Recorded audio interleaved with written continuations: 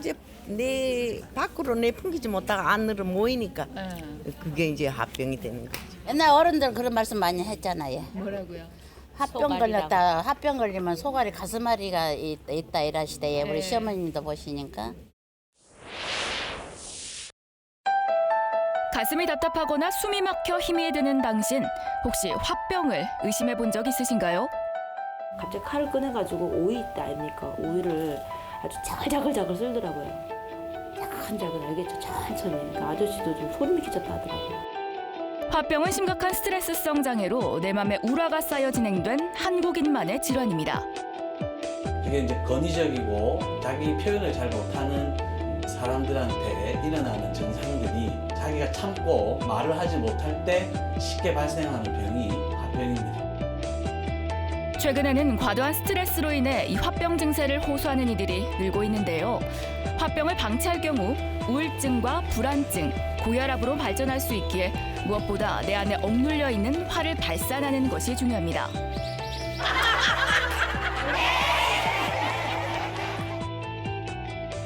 한국인의 병, 화병. 오늘 TV닥터에서는 내 마음의 화를 극복하고 제대로 푸는 방법 소개해 드립니다. 네, 오늘 이야기 나눠보기 전에 일단 화병이 무엇인지 이것부터 좀 알아보고 넘어가야 될 것 그래야죠. 같아요. 화병이 뭔가요, 선생님? 예, 1995년 네. 미국 정신의학회에서 인정한 한국인 특유의 문화증후군입니다. 문화증후군. 예, 그게 예. 한국인 특유의 문화증후군으로 화병이라는 이름이 있습니다. 전 세계에서 유일하게 한국에만 있는 병입니다. 어우. 전 세계에서 유일하게만 예. 있는 병이 화병인데 네. 그중에서 우리는 지금까지 네. 나이든 이제 보통 어머님들만? 어머님에게서만 네. 나타난다고 생각을 했단 예. 말이에요. 그런데 연령대가 많이 낮아지고 있다고 하던데 실제로 그런가요? 기본적으로 40대, 50대, 60대가 대부분입니다. 제일 많죠. 네. 네. 근데 40, 50, 60대뿐만 아니라 기본적으로 10대, 20대, 30대도 많이 발생하고 있는 증가 추세를 보이고 있습니다. 예. 네. 그리고 심지어 70대 이상의 노인들에게도 오. 화병들이 발생하고 있습니다. 2004년에서 2007년까지 네. 통계 내용을 보시면 화병 환자들이 점점 증가하는 추세에 있습니다. 예. 네. 근데 이제 화병을 한국인 특유의 병이긴 합니다만 예. 이거를 스트레스라고 생각하시면 예. 이 접근도가 상당히 쉬워지실 겁니다. 아, 그렇군요. 그만큼 지금 우리나라 사람들이 겪는 스트레스 지수가 상당히 높다는 생각이 드는데요. 네. 여기서 조금 더 그 주목이 가는 게 10대 환자들이 점점 증가하고 있는 그래프 모습 하하, 여러분 예. 보셨을 거예요. 10대 환자 진짜 그렇게 많은가요? 대부분 화병은 그 어머님들이나 아버님들의 병이라고 생각하실 겁니다. 네. 태어나면서부터 한 6살 때까지 친구들도 화병이 발생하게 됩니다. 왜냐하면 표현하지 못하지만 온도가 안 맞다든지 네. 습도가 안 맞다든지 속이 불편하다든지 아니면 잠을 깊게 못 잔다든지 하는 이런 행동들이 네. 기본적으로는 아기가 경기를 일으키게 되고 예. 열이 발생하게 되고 스트레스를 받아서 잠을 안 자게 되고 하는 행동들도 일종의 합병이라고 보시면 됩니다. 기본적인 욕구가 충족이 되지 않으니까 그게 스트레스로 돌아오는 거군요. 그렇죠. 그 이후에 한 6살부터 보통 한 12살 때까지 친구들은 대부분 친구들 사이 유치원을 간다든지 학교를 가게 됐는데 왕따를 당하게 된다든지 네. 아니면 선생님이 부모님하고 달리 너무 무섭게 대하시면서 예. 위축이 돼버린다든지 예. 이런 식으로 되다 보니까 친구들이 기본적으로 화병이 쌓이는 거죠. 스트레스를 쌓이게 되죠. 그렇다 보니 잠재돼 있던 틱이라든지 ADHD 증상이 그 스트레스 때문에 원인은 아니지만 증상이 발현되는 경우가 많습니다. 그래서 잠을 못 자고 꿈을 꾸고 심지어 목류병이 있는 친구들도 예. 생기게 되는 거죠. 예. 그렇군요. 한국인만의 문화병이라고 말씀을 해주셨어요. 지금 서양 사람들이랑 비교해서 말씀을 해주셨는데 그렇다고 서양 사람들처럼 막 그렇게 표현할 수 있는 환경은 아니거든요. 그렇죠. 문화 자체를 바꿀 수가 네. 없기 때문에 왜냐하면 우리나라에서 그렇게 얘기하면 예의 없다라는 소리를 듣잖아요. 그렇죠. 그렇기 때문에 화를 좀 잘 다스리는 방법을 알아야 될 것 같은데 네. 그렇다면 원인을 좀 먼저 알아봐야 될 것 같아요. 네, 이 화병이 아까 한국인 특유의 그 질병, 문화병인 것처럼 네. 동의보감에도 그대로 나와 있습니다. 그러니까 오지가 너무 지나치면 화가 된다. 오지라고 하면 기쁘고 슬프고 화나고 생각하고 두려운 이 감정이 너무 지나쳐도 화가 됩니다. 그리고 과로를 하게 돼도 네. 화가 발생을 합니다. 그러니까 요즘 직장인들이 과로를 하면서 그 감정을 제대로 조절을 하지 못하니 화에 화를 더하다 보니까 울화가 되는 거죠. 네. 그러다 보면 그 옛날 동의보감에서는 그 오지가 지나쳐서 화가 발생을 하면 마음을 평안하게 해야 된다, 심화를 다스려야 된다라고 표현이 되어 있습니다. 그러니까 이런 오지가 화가 되면 네. 심화를 평온하게 해야 되는데 그 심화를 평온하게 해야지만 기혈의 순환이 좋아지고 혈액 순환이 좋아지면서 화가 쌓이지 않게 되는 것이죠. 그렇게 해야 건강한 몸이 된다라고 동의보감에도 나와 있습니다. 그렇군요. 그러니까 결국은 이제 감정이든 아니면 행동이든 뭐든지 이렇게 과잉이 되게 되면 그게 화가 될 수 있다라고 말씀을 하시는 것 같습니다. 근데 사실 생각해 보면 스트레스가 전혀 없는 상태를 한번 생각을 해보면 그것도 정말 지겹고 권태롭고 무기력해지는 거거든요. 그렇죠. 스트레스는 우리가 살면서 사실 꼭 필요한 거라고 생각을 하는데 그럼에도 문제가 되는 건 어떤 걸까요? 기본적인 스트레스는 그 삶의 활력소가 됩니다. 네. 왜냐하면 밥을 지을 때 불이 없으면 밥이 안 되지 않습니까? 그렇죠. 그러니까 밥을 지을 때 적당한 불을 해야지만 밥이 맛있게 되고 뜸을 들일 때 그게 충분하게 맛있는 밥이 됩니다. 네. 그러니까 적당한 스트레스는 삶의 활력소가 되는 거죠. 그런데 불이 너무 지나치면 밥이 어떻게 됩니까? 타죠. 타죠. 네. 그러니까 밥이 너무 화가 지나쳐 버려서 밥이 타버리게 되는 것이 저희들 속에서 말하는 애간장이 녹는다. 마음이 너무 떨린다. 이게 속이 녹는다. 그 불타오른다. 이런 감정들이 네. 밥을 태우는 행동이라고 생각하시면 됩니다. 예. 그런데 우리가 생각하는 것보다 이 화병의 범위가 상당히 넓다라는 생각이 네. 들거든요. 네. 앞서 그 어린아이들 이야기할 때 그냥 뭔가에 약간의 욕구, 불만이라든지 사춘기 시기 아이들 같은 경우에는 그냥 질풍노도 시기이니까 당연히 그렇겠거니라고 생각하시는 분들 많이 계실 것 같아요. 그래서 내가 지금 앓고 있는 마음의 병이 과연 화병인지 아니면 그냥 단순히 작은 스트레스인지 구분하는 방법을 좀 알려주셔야 될 것 같아요. 네. 기본적으로 화면을 한번 보시죠. 네. 화병을 진단하는 기준이 있습니다. 첫 번째로 가슴이 답답함을 많이 느낍니다. 아, 두 번째로 네. 치밀어 오릅니다. 네. 이 증상을 기본적으로 가지고 있으면서 또 하나가 나는 억울하다, 너무 분하다. 그 남들하고 있어도 그런 느낌을 많이 받는 핵심적인 증상을 가지고 있으면서 네. 입이 마른다든지 예. 두통이 생긴다든지 어지럽다든지 가슴이 두근거리는 증상을 가지고 있을 때 그리고 그다음에 사소한 일에도 짜증이 나고 네. 삶이 재미가 없다든지 깜짝깜짝 잘 놀란다면 예. 기본적으로 합병을 가질 수 있는 진단 기준에 부합되는 거죠. 근데 이 증상들의 특징이 대부분은 예. 검사를 해도 안 나온다는 거죠. 그러니까 신체 증상만 느끼고 네. 환자만 자기가 느끼는 것뿐이지 기본적으로는 검사를 해도 나오지 않다 보니까 환자들이 답답해하는 그 경향이 굉장히 많습니다. 저도 지금 해보니까 기본적으로 여러 개가 나오거든요. 네. 그러니까 왜 만화에서 보면은 네. 그 만화에서 그 화났을 때 머릿속에 김이 나잖아요. 그럼요. 그게 그냥 예. 화병의 어떻게 보면 표현이 표현이라고 있습니다. 맞습니다. 볼 수 있군요. 예, 예. 네, 실제로 이렇게 머리에 병원에 오시는 네. 분들도 저런 증상으로 오시는 분들이 굉장히 많고 네. 이제 뭐 신체 여러 가지 증상으로 나타나니까 이제 검사를 다 해봐요. 엑스레이도 찍어보고 초음파도 해보고 피검사도 해보고 하는데 별 문제가 거의 다 맞아요. 없거든요. 원인이 없는 그래서 경우가 상당히 많다고 건강 하더라고요. 염려증인 경우도 있고 네. 정신적인 문제인 경우도 많은데 그래서 이거 정신적인 문제인 것 같습니다라고 말씀을 드리면 안 믿으세요. 나는 분명히 몸에 문제가 있을 것이다 하고 또 다른 병원에 가서 또 검사를 하시는 건 거예요. 네. 그렇게 해서 이제 건강염려증이 돼서 쭉 병원 쇼핑을 하고 다니시는 분들이 생각보다 굉장히 많으세요. 네, 그래서 저희가 실제 화면으로 사례자를 모셔봤습니다. 네. 함께 만나보시죠. 부산에 사는 김미정 씨는 하루를 나는 것이 무척 힘들다. 아이가 생기자 잘 다니던 직장에서 퇴사를 강요받은 그녀. 육아와 일을 병행해야 하는 이중 스트레스에 시달리고 있다. 김미정 씨는 현재 화병으로 인해 우울증을 앓고 있는 상황. 현재는 산후 우울증까지 겹쳐 아이마저 돌보기 귀찮고 아무것도 하기 싫은 무기력한 상태에 이르렀다. 심할 때는 그러니까 한 번은 어떤 적이 있었냐면은 우울증이 있는데 아저씨가 좀 이렇게 좀 배려도 좀 해주셔야 되는데 전혀 배려하지 않으니까 이렇게 언쟁이 있었거든요. 이렇게 언쟁이 있었는데 이렇게 아저씨가 어쩌지 하다가 발을 좀 찼거든요. 그러니까 그 순간에 좀 이렇게 좀 정신병자 같은 이상한 행동을 하기 시작하는 거예요. 제가 갑자기 칼을 꺼내가지고 오이 있다 아닙니까? 오이를 아주 자글자글 쓸더라고요. 지금 생각하면 별거 아니었는데 제가 그때는 막 이렇게 신경이 예민해 있던 상태여서 그랬는지는 모르겠지만 자근자근 알겠죠? 천천히. 그러니까 아저씨도 좀 소름이 끼쳤다 하더라고요. 솔직하게 고민을 털어놓고 싶지만 이마저도 소심한 성격 탓에 망설이기 일쑤였던 김미정 씨. 겉으로 표현하지 못하고 화를 꾹꾹 참아왔던 그녀는 결국 화병으로 인한 우울증을 갖게 됐다. 직장 퇴사, 산후 우울증, 육아 스트레스까지 겹쳐 자살 충동을 느꼈던 김미정 씨는 현재는 자신의 마음을 다스리지 못해 아이를 돌보는 것조차 힘든 상황에 놓여 있다. 잘 먹지도 못하고 이렇게 일 다니면 아침도 굶고 점심 때도 이제 먹을 때도 있고 못 먹을 때도 있고 그러거든요.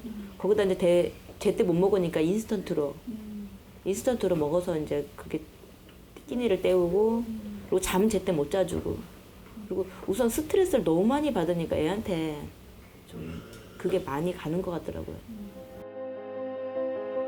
심리적으로 압박을 받으니 생활 자체가 엉망이 돼버린 그녀는 제때 끼니를 챙기지 못하는 건 물론 애꿎은 아이에게 그 화가 이어진다.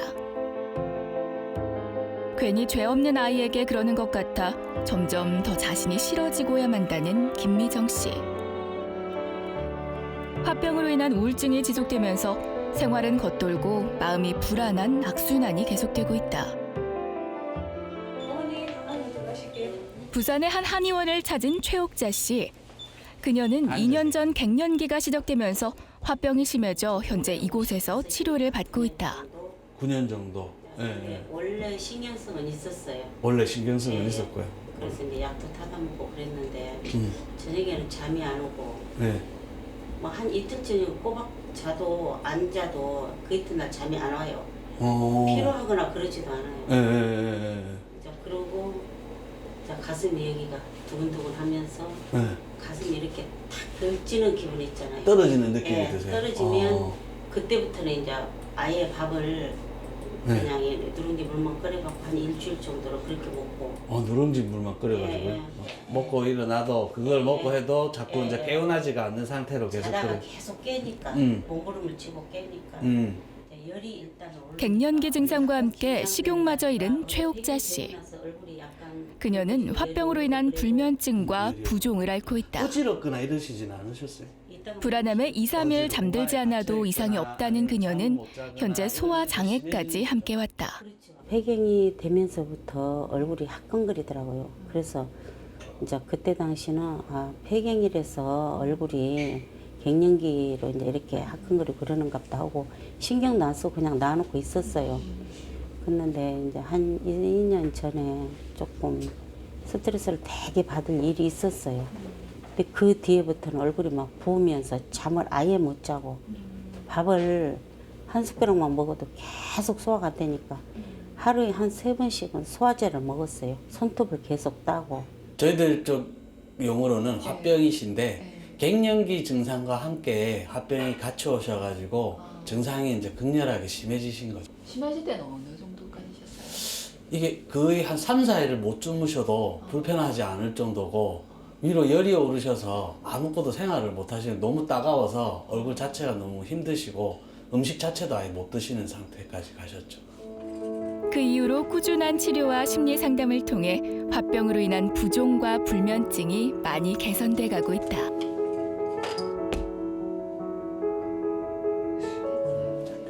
얼마 전부터 어지럼증이 심해져 병원을 찾게 됐다는 어르신. 아버님 진짜 조금 불안해지세요. 어지럼증이 심해 병원이란 병원은 다 둘러봤지만 별다른 이상이 없었다는 어르신. 그게 자꾸 몸에서 신경이 예민해지는 거예요. 그게. 그 전에는 없었는데 한번 좀 되게 이렇게 직장에서 좀 사람들을 상대를 하다 보니까 사람들한테 스트레스를 좀 많이 받아가지고 그 사람들하고 이게 좀 다퉜어요 한번. 그래서 내가 막 거기 그때 열을 좀 받았어 그때. 그러고 났는데 그렇게 하고 나니까 며칠 있으니까 눈이 열애가 팔뚝팔뚝 뛰고 그러더만 그게 한 2, 3일 지나가고 나니까 오번에 같이 또 기가 이렇게 막하더만 막 그 질로 그냥 딱 어지럼증이 오더라고요. 아침에 눈을 뜨니까 6시인데 눈 뜨자마자 막 어지러워 갖고 앉지도 못하고 서지도 못하고 그냥 엎어져 있었어요. 보통 어지러운 게 아니에요. 이거는 참 안 어지러운 사람은 그거 몰라요. 그래가지고 뭐 집사람이 할 수 없으니까 뭐 이제 119 전화를 하니까 119에서 왔대요. 와갖고 그래 이제 그거 실려갖고 이제 뭐 태어나라는 거예요. 태어나라는 말씀은 더 이상 그 예. 증상이 없다는 말씀일까요? 예, 그래 태어나라고 그래서 뭐 퇴원했어요. 그러고 왔는데도 계속 어지럼증이 계속 그렇게 어지러운데 한 번씩 그러다 또 괜찮다가 한 번씩 딱 이렇게 증세가 발작을 하면은 이건 뭐 보통 어지러운 게 아니에요. 그 어지러운 거 느껴보지 않은 사람은 몰라요. 그러면 그렇게 어지러우면 막 속이 불안하면서 막 이러면은 막 울렁거리지고 그러면 밥맛도 없고 아주 뭐 그냥 참말로 막 차라리 죽는 게 나세요. 이처럼 스트레스로 인해 시민성 질환의 경우 몸에서는 이상이 없지만 환자가 그 고통을 느낀다는 것이 문제가 되고 있는 실정이다. 결국 불안하고 두근거리고 하는 그런 것들이 그런 걸로. 네, 지금 화면에서 보신 것처럼 원인도 참 다양하지만 나타나는 증상도 제각각이란 생각을 하셨을 거예요. 마지막 분 같은 경우는 원인이 없다는 거에서 더 많은 스트레스를 받지 않을까라는 생각이 드는데요. 네. 보통 이 화병 환자들에게서는 어떤 증상이 나타나게 되나요? 예, 화면을 한번 보시면 기본적으로 화병 환자들이 다 정신과 질환만 있다고 생각을 하십니다. 네. 기본적으로 우울증이라든지 불면증이라든지 공황장애라든지 이런 증상이 있다고 생각하지만 기본적으로 근골격계 질환도 있을 수 있습니다. 스트레스를 너무 많이 받다 보면 네. 염증이 발생하다 보니까 루마티스 관절염이 더 심해지게 되는 거죠. 그다음에 순환기 질환으로 신경성 고혈압이 발생을 한다든지 네. 협심증 증상을 보이게 되는 거죠. 네. 소화기 질환으로는 역류성 식도염 증상을 가장 많이 보이게 되고요. 아, 그래요? 예. 그다음에 호흡기 질환으로는 스트레스를 받으면서 천식이 온다든지 폐렴이 온다든지 이런 염증이 더 심해지는 증상으로 발생하게 되고 내분비 질환으로는 특히 당뇨가 많이 먹고 단 걸 많이 먹어서 오는 질환이 당뇨가 아니고 요즘 같은 시대에는 스트레스 때문에 오는 질환이 당뇨라고 생각을 하시면 될 겁니다. 그 두 번째 어머님 같은 경우 있잖아요. 예. 보통 그 폐경기 즈음에서 나타나는 현상이 있잖아요. 뭐 예를 들어서 얼굴이 화끈거린다든지 가슴이 좀 두근거린다든지 이런 걸 그냥 폐경기 증상이라고 생각을 하지 사실 화병이라고 생각하기는 쉽지 않을 것 같거든요. 그렇죠. 기본적으로 갱년기가 되면 네. 안면 홍조가 온다든지 얼굴이 술 먹은 사람들은 뻘개진다든지 네. 아니면 잠을 못 잔다든지 네. 그다음에 땀을 너무 많이 흘린다든지 심지어는 이제 너무 피곤해가지고 어떻게 할 수가 없다든지 아니면 불면이 온다든지 골다공증이 심해지는 증상이 갱년기 증후군입니다. 근데 그 증후군에 기본적으로 남편이 속을 썩인다든지 아들이 속을 썩인다든지 아니면 진짜 돈을 떼었다든지 이런 식으로 돼버리면 화병이 겹쳐오잖아요. 그러면 체력이 떨어지는 상황에서 그런 스트레스를 받게 되다 보니까 네. 이 증상들이 너무 심하게 되는 거죠. 그런데 기본적인 갱년기 증상을 살짝 앓고 넘어가시는 분도 있죠. 그런 분들은 정말 호르몬 대사 때문에 문제가 오신 거니까 넘어가지만 화병이 더해져 버리면 이게 너무 애간장을 녹이는 행동이 되다 보니까 오장육부가 기능을 못 하게 되죠. 모든 곳으로 다 발산이 되는 거고요. 그렇죠. 그게. 그러다 보니까 이 사람들이 너무 쉽게 짜증을 내고 네. 불안해지고 건강이 염려되는 거죠. 내가 이러다 죽는 게 아닐까? 내가 이러다 어떻게 되는 거 아닐까? 그러니까 너무 감정 기복도 심하게 되니까 가족들이 이 사람들이 왜 이러지? 얘가 왜 이러냐? 갱년기면 그냥 이렇게 넘어가지 왜 이러냐라고 이제 당황스러워 하는데 네. 그때 이 사람이 화병이 있을 수 있구나라고 이해를 하셔야 되고 갱년기 장애 환자가 한 5년이 지났는데도 이 증상이 계속 지속적으로 있다면 네. 화병 때문에 이 갱년기 증상이 심해졌구나라고 이해를 하셔야 됩니다. 그렇게 오랫동안 앓는 분들도 계시는군요. 심지어 10년을 앓고 계신 분이 있죠. 아, 그래요? 네, 10년 이상을 앓고. 그 사례자분도 결국은 지금 이 병이 발생한 지가 거의 9년째 저한테 오신 거거든요. 아, 네. 네, 심지어는 수면제도 드시고 그 호르몬제도 드셨어요.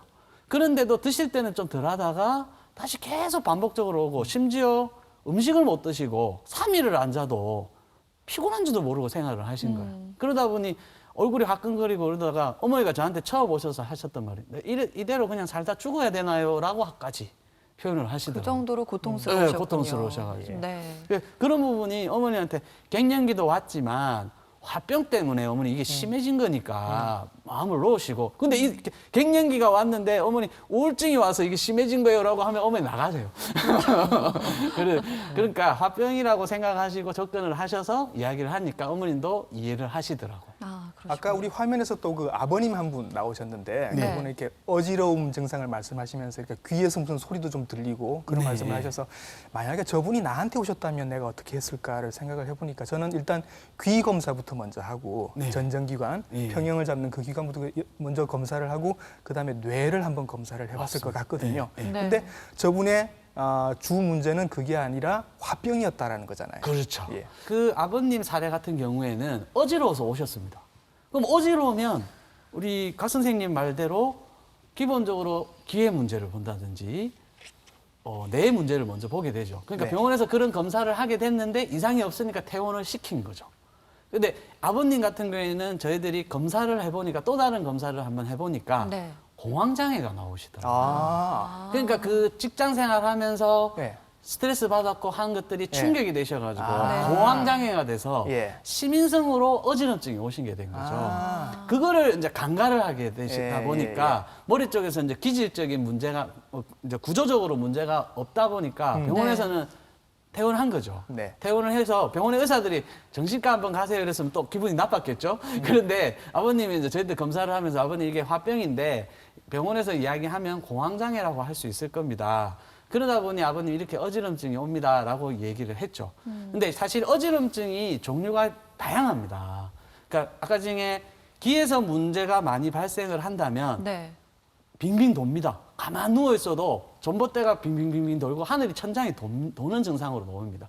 그게 대부분 메니에르 증상이라든지 네. 이석증, 그다음에 만성 중이염 합병증이 그런 증상을 발생하게 되고요. 만일 뇌에서 중풍이 와가지고 어지럼증이 온다면 비틀거리게 됩니다. 갈지자로 술 먹은 사람처럼 그런 어지럼증이 발생을 하다 보니까 그런 증상이 발생하게 되고 뇌졸중이라든지 뇌출혈이라든지 아니면 그런 문제가 발생하게 되고 그다음에 혈액순환이 안 되고 만성 편두통 환자들은 아찔한 어지럼증을 느끼죠. 순간적으로 딱 그래서 우리가 이지 아나운서도 누웠다 일어 딱 나서 핑 도는 그런 것들은 혈액순환이 안 돼서 오는 기립성 빈혈 그렇죠. 말씀 그런 저력도 하시는군요. 아찔한 어지러움이 되는 건데 그런데 시민성으로 오는 어지럼증의 특징은 네. 붕 떠 있습니다. 구름 위에 내가 떠 있는 것처럼 하는데 어지럽고 배멀미라든지 차멀미가 심해지는 거죠. 그러면서 잠을 못 잔다든지 신경을 너무 많이 쓴다든지 화나는 일이 있을 때 그 어지럼증이 심해지는 거죠.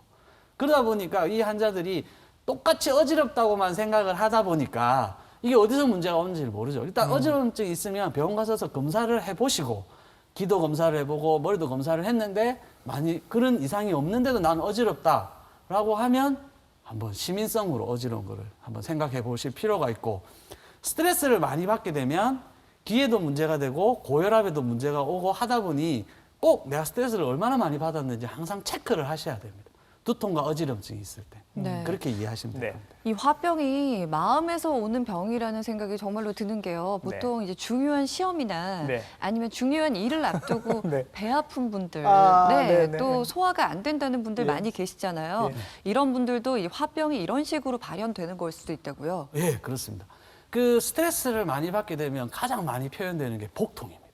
그러니까 복통과 여자분들은 생리통, 네. 그리고 두통 이렇게 오는데 이거를 많이 조사를 해보니까 그 복통 환자들을 조사해서 스트레스 때문에 온 환자들을 보니 역류성 식도염 환자들이 많더라는 거죠. 그러니까 역류성 식도염의 가장 큰 원인은 스트레스가 되는 겁니다. 아, 그래요? 예. 누워서 밥 먹자마자 누워서 그런 거 아니에요? 그렇죠. 근데 스트레스가 있는데 그게 술을 먹는다든지 네. 불규칙한 식습관을 가지게 되다 보니까 기본적으로 역류성 식도염이 발생을 하는 거죠. 근데 원장님 저는 소식도 하고 술도 네. 안 마시는 여자분들은 왜 역류성 식도염이 옵니까라고 물어보면 그렇죠. 스트레스인 거죠. 예민하셔가지고 네. 스트레스를 받다 보니까 역류성 식도염이 발생을 하는 겁니다. 그러니까 역류성 식도염이 발생하면 스트레스를 받으면 위산 분비가 많아지게 됩니다. 그리고 염증이 잘 발생하게 되다 보니까 기본적으로 가슴이 답답한 증상을 보이니까 이 사람들이 합병만 생각을 하게 되는 거죠. 네. 네. 기본적으로 그런데 그 사람들 보니까 소화도 안 되죠. 가슴이 답답하죠. 목에 뭐 걸린 느낌이 들죠. 심지어 이제 설사를 한다든지 변비가 온다든지 복통이 오게 되니까 네. 병원 가서 검사를 보니까 역류성 식도염이더라는 거죠. 그럼 역류성 식도염이니까 이 스트레스를 풀게 하면서 네. 위장을 좋아지게 해야지만 좋아지신다는 거죠, 사실은. 일시적으로 좀 좋아지게 할 수 있는 방법은 없나요? 어떤 혈자리 같은 걸 눌러가지고. 기본적으로 스트레스를 받아서 오는 역류성 식도염 환자들은 네. 자, 가슴을 한번 보시죠. 우리가 네. 가슴, 양 가슴에 좀 표현 그렇지만 젖꼭지 사이에 네. 전중혈이라는 자리가 있습니다. 우리 예. 이지혜 아나운서도 스트레스를 받는지 한번 보실까요? 네. 네. 그러니까 가슴 한 가운데라고 생각하시면 그렇죠. 돼요. 한가운데서 위아래에 네. 한번 눌러보십시오. 이렇게. 네. 그래서 다른 부위와 달리 유독 아프다. 예. 유독 부위, 전중혈이 아프다. 이러면 아, 내가 우라가 차였구나. 기본적으로 이 우라가 차여서 기본적으로 있구나. 그러면 이걸 평상시에도 여기에 문제가 있으면 자꾸 네. 풀어줘야 됩니다. 아. 이렇게 만져주고 네. 비벼주시는 행동을 하는 거죠. 한의원에 오시면 여기에 침을 놓는다든지 부항을 뜨는 자리가 되는 거죠. 아, 네, 그렇게 되면 환자들이 제대로 이제 되면 뚱 뚫리는 느낌이 나는 네. 거죠. 그런데 아까 식생활에서 문제가 오는 역류성 식도염 환자들은 네. 배꼽 바로 위가 위장입니다. 그 부분을 누르면 통증이 오게 되는 거죠. 예. 그러니까 누워서 배꼽 위를 눌러보고 네. 가슴을 한번 눌러보고 네. 어느 쪽이 더 문제가 큰지 보고 위쪽이 심하면 내가 스트레스로 왔구나. 네. 밑에 쪽에서 문제가 왔으면 식생활에서 문제가 왔구나 라고 판단을 하셔서 자, 밑에가 더 아프시면 일단 술을 줄여야겠죠. 네. 위에가 아프면 원로를 가셔야겠죠. 그러니까 역류성 식도염을 치료하는 방식도 그런 식으로 달라지는 거죠. 예. 아, 그렇군요. 네. 지금 아마 화면 보시는 분들도 다 어딘가 지금 이렇게 해보고 계실 텐데 그럼 이렇게 눌러서 아프면 그걸로 진단을 하는 거고 그렇죠. 예, 이렇게 계속 만져주는 게 치료도 같이 된다는 그렇죠. 말씀을 진단과 하시는 치료가 거예요. 같이 되는 부위예요. 좋네요. 일단 작은 생활부터 한번 해보시죠. 일단 우리 이진희 아나운서와 가 선생님이 예. 네. 자, 제가 하는 걸 한번 따라 한번 그렇죠. 해보시죠. 네. 손날치기라는 게 있습니다. 손날치기. 자, 이 부분 이 왼쪽 편에 이 네. 후계열 자리, 이 손날 부분이 네. 꼭 이 자리가 아니고 이 영역을 치시면 됩니다. 네. 이거를 전체요. 예, 네. 이거를 요 손등으로 치십니다. 네. 아, 자, 반대쪽으로요. 계속 칩니다. 네. 이렇게. 근데 이 치는 거 가지고는 안 됩니다. 예. 치는데 속으로 어떤 마음을 가셔야 되냐면 내가 지금 화가 나고 짜증이 나지만 네. 나는 지금 이것을 예. 평안하게 할 수 있다. 네. 라는 말을 속으로 한 3번을 하시는 거죠. 3번을 하면서 이걸 계속 치십니다. 네. 그러면 신경 안정을 주고 분산을 시키는 행동이 됩니다. 부장님을 용서합니다. 뭐 이런 거. 그렇죠. 부장님을 용서하십니다. 내가 이거 화가 나지만 이거를 평안하게 할 수 있습니다. 라고 하는데 네. 사람이 한쪽만 하면 안 됩니다. 네. 그렇죠. 반대쪽도 해주셔가지고 과장님도 용서합니다. 네, 그렇죠.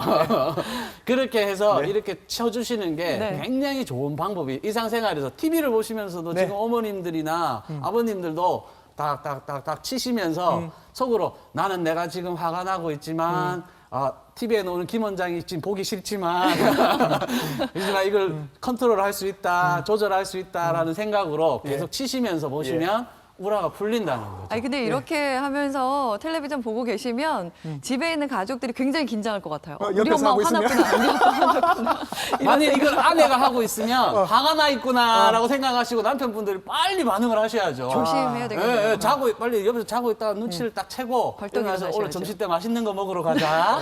아니면 놀러 가자 이렇게 이야기를 하셔야죠. 아내분이 이걸 하고 있는데. 네.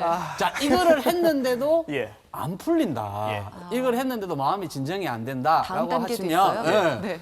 자, 손목에서 네. 대부분 한 3손가락 아래 부분에 예. 한 가운데 보면 움푹 들어간 부위가 있습니다. 네. 예. 이 부위가 내관이라고 하는 혈자리입니다. 아, 근데 우리 화병 증상이 일어나면 침이 오르고 열이 오르고 가슴이 답답해집니다. 네. 근데 이 내관 혈자리를 누르시면 예. 예. 뻥 뚫리십니다. 갑자기요? 그래요? 예, 계속 지속적으로 잘 하시면 네. 딱 뚫리는 느낌이 나세요. 그리고 열도 살 내려가세요. 예. 그러니까 이 자리를 누르시면 네. 이 자리를 눌러서 아프셔도 아까 전중혈 누르듯이 아프신 것처럼 네. 문제가 있는 겁니다. 아. 근데 이 자리가 너무 아파서 못 견디겠으면 네. 두드려 주셔도 됩니다. 예. 이렇게 두드려 주셔도 그 진짜 예, 화가 예. 많이 쌓이신 분은 이렇게 누르는 것만으로도 굉장히 통증이 상당하시군요. 그렇죠. 그러다 보니까 이 부분을 풀어주시면 가슴 답답함이 치밀어 오르는 증상이 많이 내려가게 되는 예, 거죠. 예. 그러니까 일단은 먼저 손날치기로 두드려 보시고 아 이제 이게 내려간다 예. 안 내려가는 것 같다 그럼 가슴이 예. 답답해진다라고 하시면 이 부분을 눌러가지고 네. 계속 지속적으로 누르고 있어서 하셔야 되는데 왼쪽 오른쪽 차이가 나실 겁니다. 예. 그러니까 그 차이가 나는 부위에 더 통증이 있는 부위에 더 지속적으로 예. 네. 3분 이상 예. 누르고 계시면 효과를 보실 선생님 겁니다. 이걸로도 지금 안 되는데 뭐 먹으면서 할 수 있는 건 없어요? 제가 지금 수십 년이 쌓여서 그런가 봐요. 이걸로 안 돼요. 국화차를 드시면 굉장히 효과가 좋습니다. 도움돼요? 예.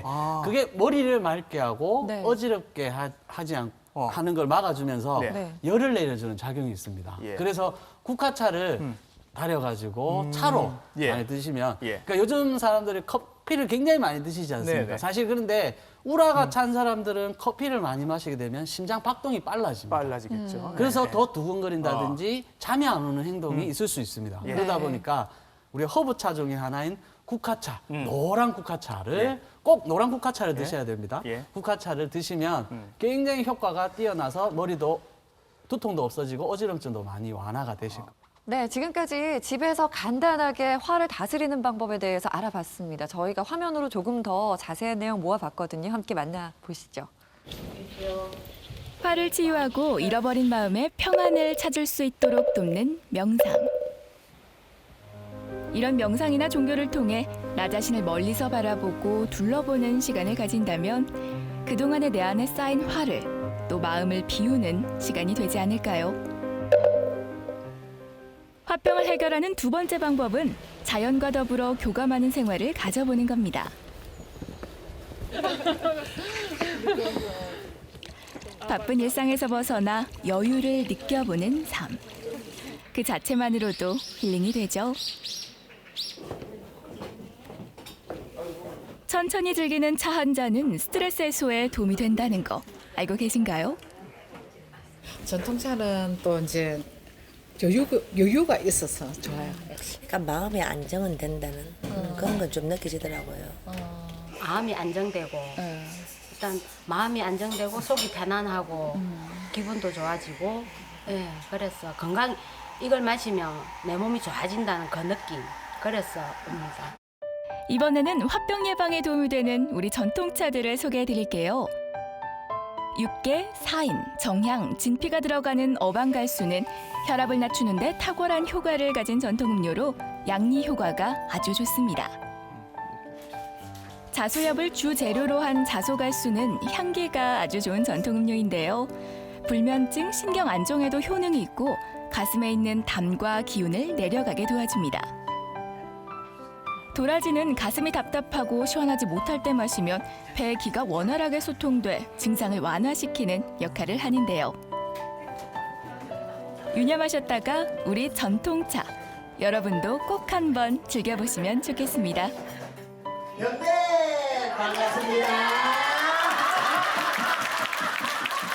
웃음꽃이 피는 이곳은 어디일까요? 바로 스트레스가 많이 쌓인 우리 어머님, 아버님들을 대상으로 웃음 치료를 하고 있는 현장입니다.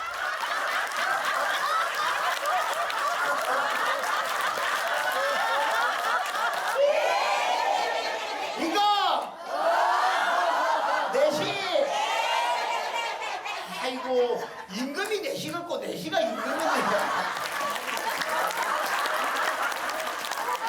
집 있으면 아무 웃을 일도 없고 걱정밖에 안 되고 그런 걱정을 하다가 들어앉았다 보면 또 저기 우울증 오고 그런데 여기는 참 우리 같은 쓸모없는 참 이런 사람들 또 오면 반갑게 반겨주시지 그렇게 해서 웃겨주시려고 노래 가시지 그래 즐겁게 웃다 가면 또 집에 가면 또 기분 좋고 기분 좋지. 어떤 면 한참 웃으니까 이제 뭐 속이 후련한 것 같은 그런 느낌. 또 나와서 내 마음대로 막 하하 웃고 마음에 스트레스가 없으면 병이 없잖아요. 네, 표정이 되게 맑으신 것 같아요. 우리 저 어머님들이 요새 이제 조금 이렇게 있으신 분들은 정말 이렇게 화병이나 우울증들이 이런 것들이 자주 이제 많이들 오시거든요. 스트레스를 푸는 한 방법. 그 방법이 바로 이 웃음입니다. 그러니까 박장대소라고 하거든요. 그러니까 그 박장대소라 이렇게 웃으면서 웃으면서 이제 날려버리는 것이죠. 긍정적인 마음과 태도가 중요한 이유는 신체 면역 체계를 강화하고 질병에 맞서 싸우는 능력을 길러주기 때문인데요. 우울증은 물론 스트레스 호르몬 수치도 낮춰준다고 하니 여러분도 오늘부터 함께 웃어보아요. 자, 여러분 우리 같이 한번 크게 웃어보겠습니다.